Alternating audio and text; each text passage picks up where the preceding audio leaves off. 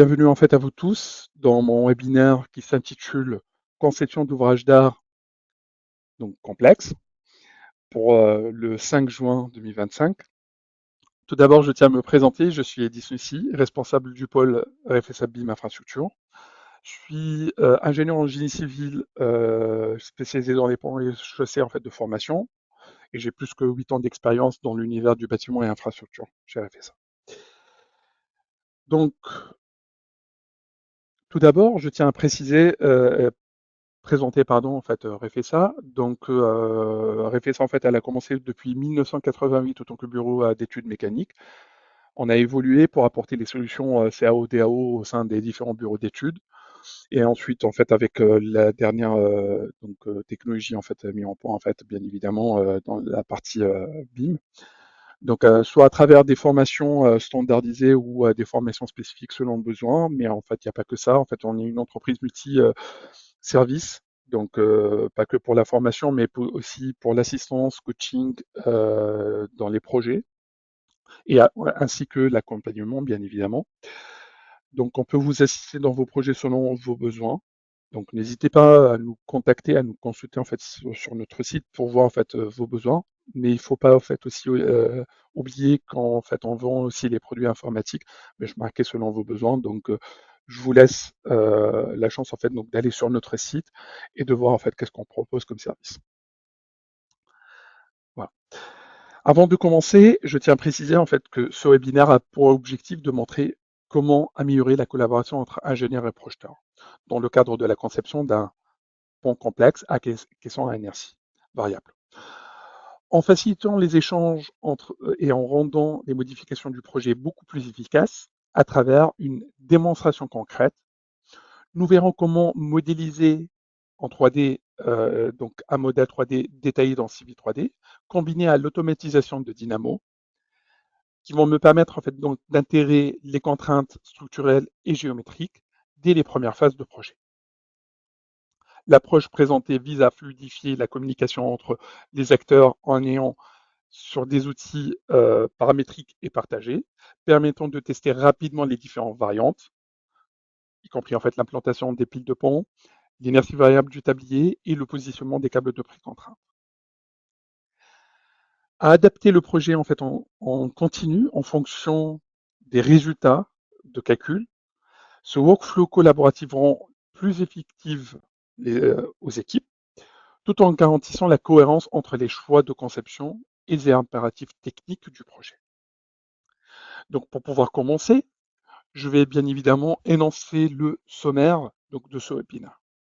Je vais commencer par présenter le fil conducteur de cette présentation, ainsi que les différents workflows, donc des applications que je vais mettre en place pour réaliser en fait ce webinaire. Je vais présenter Civil 3D. Pourquoi en fait j'ai choisi la solution Civil 3D pour cette conception en fait donc d'infrastructure. Ensuite, je vais utiliser Revit pour faire la conception de la pile de pont pour pouvoir l'intégrer dans Civil 3D. Par la suite, je vais créer en fait un profil type avec les différents paramètres à travers SubAssembly Composer. Après, je vais passer à la création du projet 3D en fait en assemblant les différentes données que je viens de mettre en place pour réaliser le projet 3D. Et pour pouvoir donc gérer les différents paramètres donc de l'inertie variable, des placements de précontraintes, ainsi que l'implantation des piles de pont. Je vais gérer en fait ici, générer en fait un script Dynamo donc dans Civil 3D. Le premier, il va se baser sur la conception rapide à travers en fait le nombre de travées et la mise en place donc des différents piles de pont. Et le deuxième, en fait, suite au calcul, je vais en fait implanter des piles de pont et la géométrie variable à travers en fait un import d'un fichier Excel donc calculé par l'ingénieur. Bien évidemment, je vais finir ce webinaire par les questions-réponses dans lesquelles en fait vous n'hésitez pas en fait à poser vos questions dans le chat de ce webinaire-là. Donc on va pouvoir commencer. Donc voilà le résultat final. Qu'est-ce que je veux obtenir à la fin de ce webinaire? Donc la gestion donc, de l'inertie variable, la mise en place en fait des câbles de précontrainte 3D et automatiquement donc le positionnement des piles de pont. Donc, pour pouvoir le réaliser, en fait, voilà le fil conducteur détaillé. Donc, je vais utiliser Subassembly Composer pour créer le profil type 2D paramétrique. Je vais l'additionner en fait donc dans le projet 3D et additionner le script Dynamo pour CV 3D afin donc de réaliser le tablier à inertie variable, mais pas que, le câble de précontrainte et pour finir la mise en place en fait ici des tabliers. Donc pour la partie workflow, donc voilà les outils que je vais mettre en place en fait et que vous allez en fait voir dans l'enchaînement que je vais mettre en place.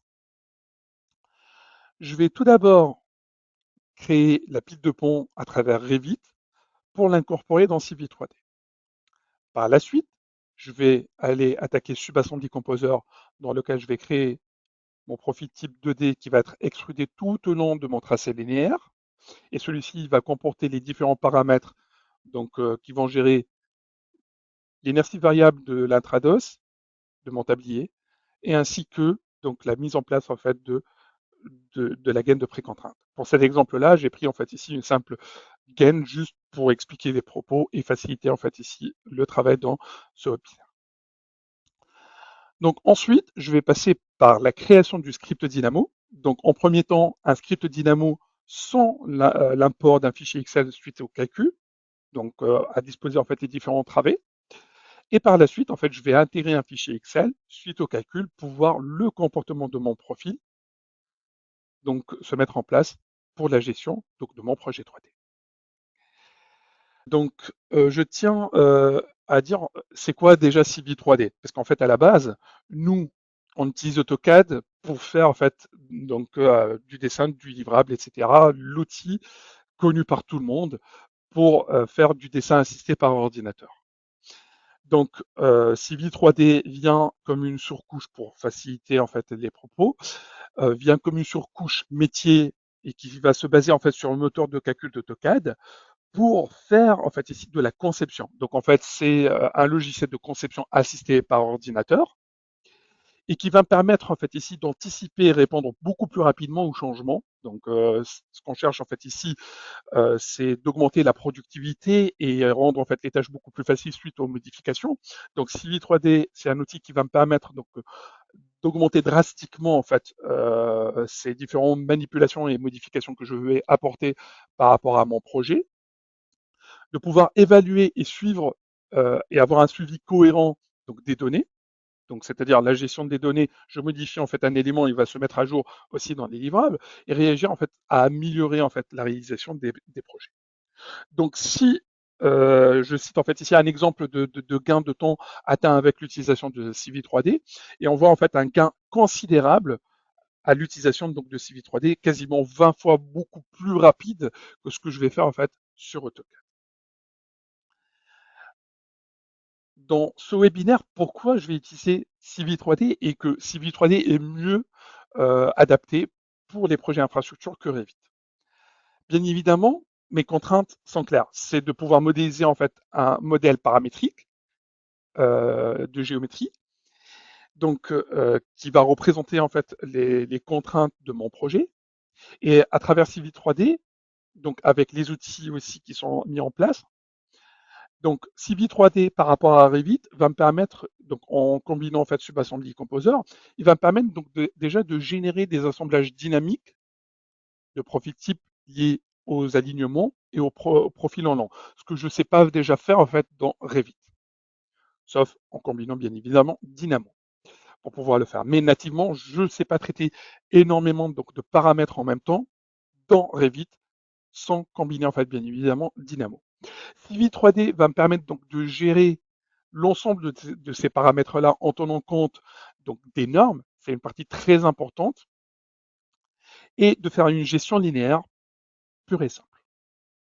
Donc, je vais pouvoir gérer aussi l'intégration des tracés, les structures linéaires que je peux mettre en place, les quantitatifs émettrés, la documentation et bien évidemment l'interopérabilité avec les autres outils. Donc, premièrement, je vais commencer en fait à la création de la pile de pont, donc dans Revit. Ce que je vais faire, c'est de créer la pile de pont dans Revit. Je vais pouvoir l'exporter donc dans Civil, créer le bloc sur la base donc, de Solid, etc. Donc voilà en fait ici le workflow que je vais mettre en place. Donc je vais commencer par Revit pour créer en fait la famille. Ensuite, je vais exporter en fait cette famille-là pour qu'elle devienne en fait un élément DWG. Je vais récupérer cet élément-là, je vais créer le bloc qui va me permettre en fait ici donc de mettre à disposition en place l'implantation donc de la pile de pont. Donc si je vais commencer par Revit et je vais choisir mon gabarit qui est le modèle générique métrique qui va permettre donc de créer cet élément. Je vais classer cet élément-là donc en tant que pile de pont et avec les outils de Revit, je vais pouvoir créer la volumétrie de mon ouvrage, donc plutôt de mon élément ponctuel. Donc là, je suis en train en même temps de créer les différents paramètres et les contraintes et je vais utiliser les outils qui sont mis à disposition, donc comme la commande ici de raccordement, qui va me gérer en fait ici la partie de la base de la pile ainsi que le haut de la pile.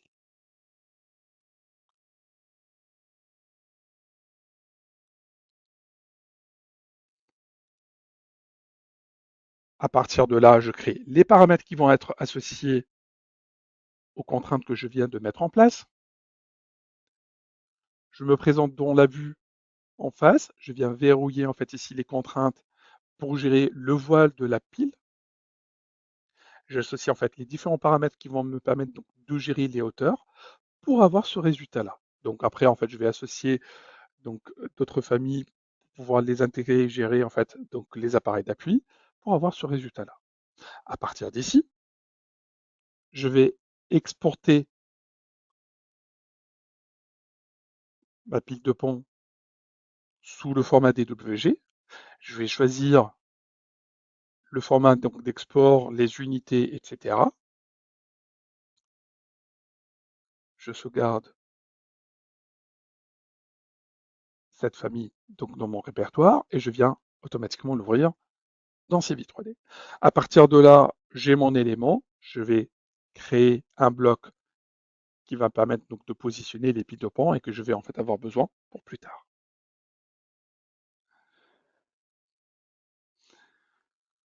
Donc, maintenant, je vais passer en fait à SubAssembly Composer. Donc, qu'est-ce que c'est SubAssembly Composer? Donc, déjà, je vais me poser cette question-là. Ensuite, on va créer le profil type, associer les paramètres et créer les paramètres de guidage. Donc SubAssembly Composer, en fait, c'est une application qui est installée en fait automatiquement avec lors de l'installation de Civil 3D, donc qui est intégrée dans votre collection ALC, qui va nous permettre en fait donc de créer des profils types, donc c'est-à-dire le profil transversal type qui va être extrudé tout au long de votre axe linéaire. Donc ce profil, il est paramétrable, gérable, et tous ces paramètres-là, je peux les intégrer directement donc, dans Civil 3D pour gérer le comportement de mon projet 3D. Donc, si je vais énoncer, donc tout d'abord, je vais commencer par la création du profil. Donc, on va voir comment on va pouvoir créer le profil type. Ensuite, on va associer les paramètres qu'on va pouvoir récupérer aussi dans Civil 3D. On va associer en fait les paramètres de guidage qui vont permettre donc de gérer le comportement donc de l'inertie variable donc du pont et ainsi que la gaine de précontrainte qui va suivre en fait ici le déplacement en X, Y et Z pour obtenir le profil type que vous voyez ici. Donc tout d'abord, je commence en fait à travers l'application. Vous voyez en fait ici, j'ai les différents éléments qui vont me permettre donc de créer. Voilà en fait l'interface comment elle se présente. Je prends mes éléments, je viens de les mettre en place. Ça c'est le premier point qui va me gérer en fait, le point donc de passage de l'axe. Ce point de codage que je vais utiliser récupérer dans Civi 3D. Donc là, j'associe, donc j'ai l'espace de présentation. Voilà le point que je vais, c'est les différents points en fait que je vais pouvoir récupérer à travers mon projet 3D pour communiquer ces informations euh, et exporter en fait ces informations-là à travers un fichier Excel pour le calcul. Donc là, je crée en fait la géométrie 2D de mon profil type que vous êtes en train de voir en fait à l'instant. Donc suite à ça, je vais pouvoir je vais pouvoir maintenant associer les différents paramètres. Donc ces paramètres-là vont me permettre donc de rendre ce profil que vous venez de voir dynamique. Donc ce qui va me permettre donc de gérer sa largeur, sa hauteur, etc. Tous ces paramètres que je viens d'associer, je vais pouvoir les retrouver dans Civil 3D. Donc je viens associer ces paramètres-là par rapport aux éléments et à la géométrie donc, de Subassembly Composer. Donc, je viens mettre des valeurs exemples, et ces valeurs donc, que vous venez de voir ici à l'instant, c'est ce qu'on va pouvoir retrouver dans Civi 3D. Donc, j'associe tous ces paramètres-là, je viens les checker pour voir en fait si tout est bon ou pas. Et ces paramètres-là, lors de l'import de ce profil type, je vais pouvoir le retrouver en fait dans Civi 3D. Donc, ce qui va m'amener en fait maintenant à la gestion donc des paramètres de guidage. Donc, pour les paramètres de guidage, je vais créer en fait trois paramètres. Donc le premier en fait qui va me permettre donc de gérer l'inertie variable de mon tablier. Donc pour gérer en fait ici cet élément, donc je vais dire c'est un paramètre donc d'élévation, et ce paramètre là, je vais l'associer, donc je vais en fait mettre une valeur d'exemple et je vais l'associer en fait ici à ce comportement par rapport à ce profil.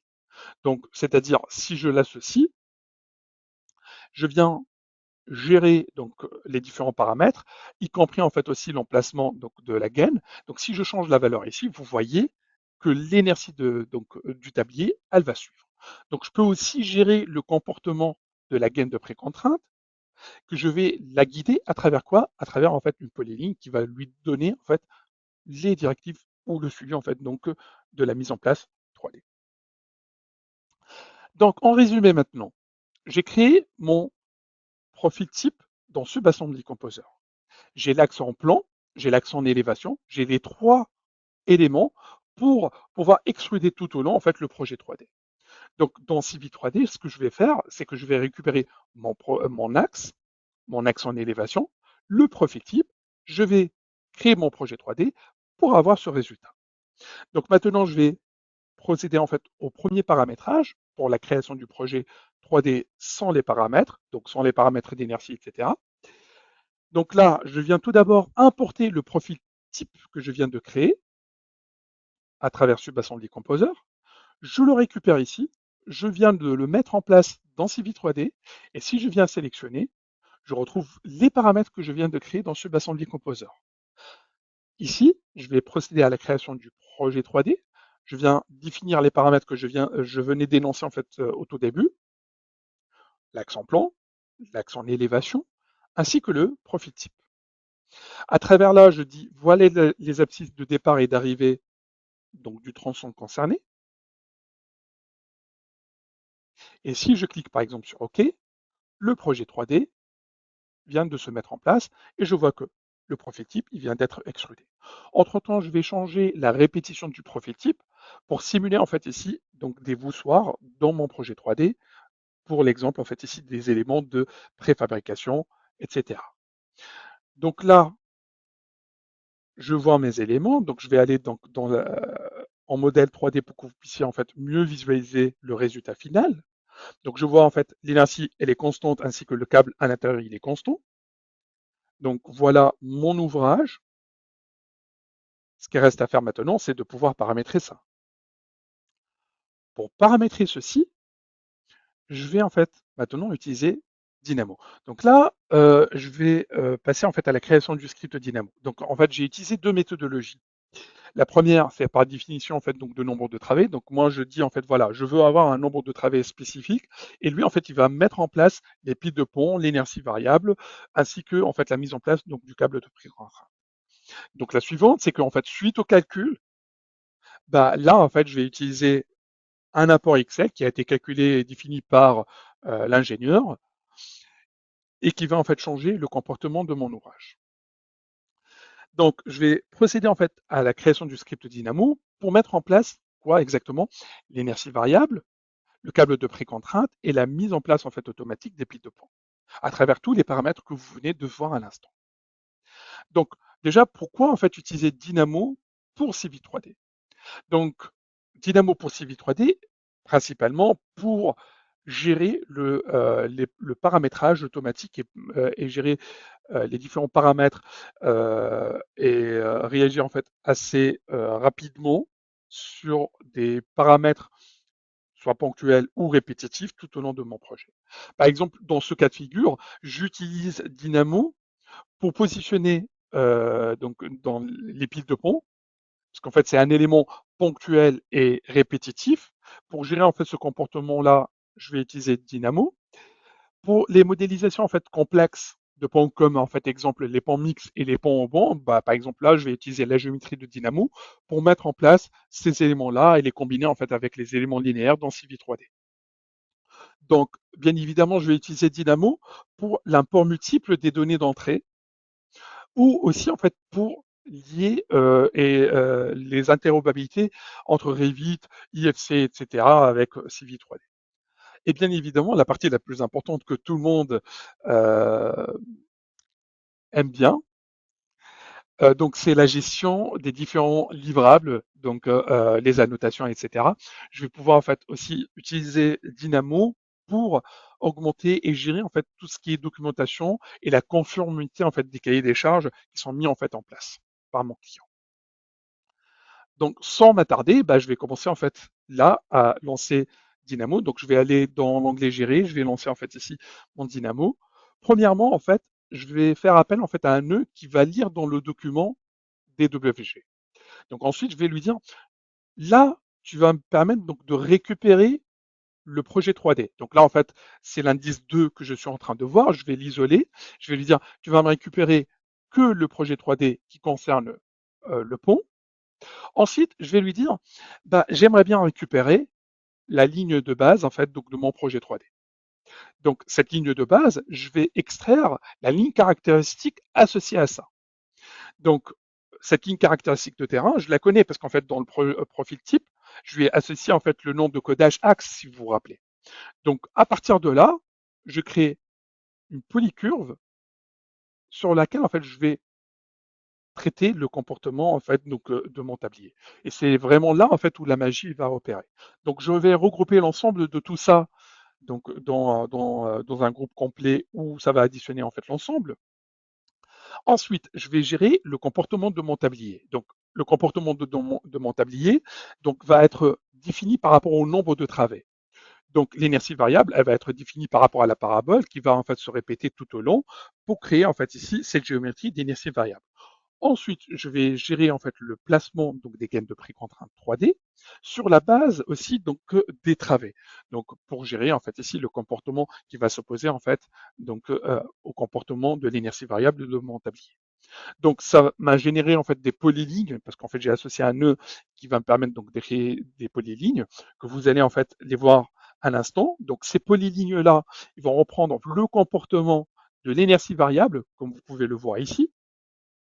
Donc là, c'est la polyligne que je viens de générer dans le dynamo. Donc pour l'inertie variable et celle-ci en fait pour le câble de contrainte 3D. Donc ce qui me reste en fait à faire maintenant, c'est de dire à mon projet 3D d'associer ces paramètres-là. Donc et ensuite, ce que je vais faire ici, c'est récupérer le bloc que je venais de créer pour le mettre en place au niveau, en fait, ici, donc, des efforts tranchants ou au niveau des appuis. Donc, je rentre dans mon projet 3D et je vais lui dire, tu vas suivre la cible concernée qui est, en fait, qui est laquelle? C'est les polylignes qui ont été éditées dans Dynamo. Donc, pour la hauteur du caisson, ça sera la polyligne de l'énergie variable. Pour la gaine de précontrainte, ça sera en fait ici en XY donc par rapport à la polyligne, donc polyligne gaine de précontrainte, X et Z. Donc ce que je vais pouvoir faire ici, c'est si je change le nombre de travées, je vais voir en fait, vous allez voir sous vos yeux que mon ouvrage, il va s'adapter. Donc là, en fait, il est en train de calculer entre-temps. Il est en train de simuler le comportement donc du tablier en temps réel. Donc c'est-à-dire si j'ai des variantes qui vont se baser sur la géométrie de mon ouvrage par rapport aux différentes contraintes ou par rapport en fait au nombre de travées et les différentes portées, bah là en fait ce que je vais pouvoir faire, c'est de pouvoir les gérer. Et je peux même voir le comportement donc du câble de précontrainte à l'intérieur. Comme vous pouvez le voir, c'est en fait le câble là en fait qui est en rouge. Dans le cadre où l'ingénieur maintenant, il va procéder au calcul. Donc là en fait, il va me générer en fait un fichier Excel. Donc ce fichier Excel là, je l'ai ici. Donc chaque feuille va présenter l'emplacement des piles, donc le positionnement de la gaine de précontrainte ainsi que l'inertie variable. Donc ce que j'ai fait, c'est que en fait dans Dynamo, j'ai créé en fait les données d'entrée qui sont en fait ici les feuilles que j'ai mis en fait à disposition. Et à travers ces feuilles-là, donc là en fait Dynamo lance le fichier Excel que j'ai mis en fait à disposition. Ces données-là en fait, ils vont être traitées. Et quand je vais exécuter les scripts, vous voyez en fait déjà les piles donc qui se sont déplacées. Donc je vais lui dire tu vas suivre en fait les contraintes donc de mon inertie variable. Et là je vois en fait ici que le tablier il s'est adapté par rapport aux contraintes que l'ingénieur il les a mis en fait en place. Donc, ce qui se passe exactement, c'est qu'en fait, soit je passe par le traitement donc des différents paramètres rapides pour les différentes variantes, ou en fait, suite à la récupération, ce qui va augmenter en fait considérablement les mises à jour, donc pour apporter en fait une solution très rapide dans ces vies 3D. Donc, j'espère que cette présentation, elle vous a plu. Je tiens à dire que on a différents parcours de formation et que vous pouvez retrouver en fait dans le catalogue proposé sur notre site. Donc, différents parcours donc pour toutes les disciplines, infrastructure, architecture, structure, MEP, etc. Donc, que vous pouvez retrouver. Donc, ils sont soutenus par les différents OPCO, comme Atlas et autres. Donc, je tiens à préciser que tous nos parcours sont certifiés Calliope. Donc, voilà. Donc, pour la partie, bien évidemment, infrastructure, vous pouvez retrouver dans notre catalogue, retenez bien en fait le code couleur vert, donc avec différents cycles donc dans Revit, AutoCAD, Civil 3D pour la partie linéaire, réseau linéaire classique enterré, etc. Donc véhicule tracking, Dynamo pour Civil 3D pour ceux qui sont intéressés pour cette formation. Donc le catalogue en fait il vient d'être partagé donc dans le chat le lien de celui-ci. Donc vous pouvez en fait le consulter, le télécharger. Donc, bien évidemment, on présente différents webinaires, donc vous pouvez suivre sur notre site. Donc, vous pouvez vous inscrire. Il y a aussi en fait d'autres webinaires qui ont été déjà été présentés. Vous pouvez en fait aussi les retrouver en fait sur notre site pour retrouver en fait les différents rediffs. Ou sinon en fait sur le chat, je viens de voir que nos événements passés viennent d'être partagés dans un lien. Vous pouvez en fait ici copier le lien et consulter ces différents webinaires qui sont déjà passés. Donc il y a aussi en fait un événement que je vais présenter à Bordeaux. Donc si vous voulez en fait voir cette présentation, donc ça sera un événement physique donc sur place à Bordeaux. Donc si vous êtes intéressé, je vous invite donc à être présent en fait pour le 24 juin 2025 entre 14h et 18h. Donc je serai présent sur place. Vous pouvez poser en fait plus de questions possibles donc par rapport à ce webinaire et en fait par rapport à la présentation et où je serai là pour vous accueillir. Donc voilà. Donc on a aussi en fait différents livres blancs et articles qu'on propose donc sur notre site que vous pouvez en fait aussi consulter. Donc là, dans quelques instants, il se pourrait que vous allez voir le lien apparaître dans le chat pour pouvoir consulter donc nos livres blancs. Donc je vous invite en fait ici à les lire. Bien évidemment, tout ce que vous venez de voir, c'est totalement gratuit. Donc webinaire, articles, catalogue, tout ça en fait, c'est vous allez pouvoir le retrouver sur notre site, ainsi que en fait les liens que vous venez de voir. Donc, je tiens à vous remercier de votre présence. J'espère que ça vous a plu. Merci pour votre écoute. Donc, je pense en fait là, c'est quasiment midi. Donc, par rapport à ce webinaire-là, donc on est quasiment en fait midi. Donc, je vous dis pour ceux qui vont partir donc en pause déjeuner. Donc, je vous dis bon appétit à vous tous. Et j'espère à très bientôt pour différents webinaires qui vont être animé dans les prochaines dates. Donc, je vous invite en fait à aller checker notre site. Vous allez voir en fait toutes les actualités qui vont se mettre à jour au fur et à mesure. Donc, que vous allez en fait ici aussi être euh, informé au fur et à mesure donc de tous les événements qu'on présente. Donc, je tiens aussi en fait à dire que nos centres donc de formation se situent un peu partout en fait en France, sur Paris, sur Lyon, à Grenoble, à La Rochelle.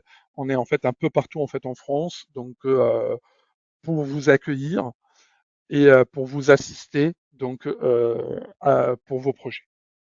Donc nos sites, vous pouvez les retrouver sur notre site, donc dans la rubrique à nous contacter, bien évidemment. Vous pouvez en fait ici retrouver les différents numéros support, commerce et site. Donc voilà. Merci à vous. Merci pour votre patience, merci à votre écoute. Je vous dis, j'espère à très bientôt pour ceux qui viendront en fait à Bordeaux, pour ceux qui vont en fait aussi suivre les autres événements qui vont se mettre en place au fur et à mesure que vous allez en fait aussi être informés. Donc je vous dis à très bientôt, au revoir. Merci à vous.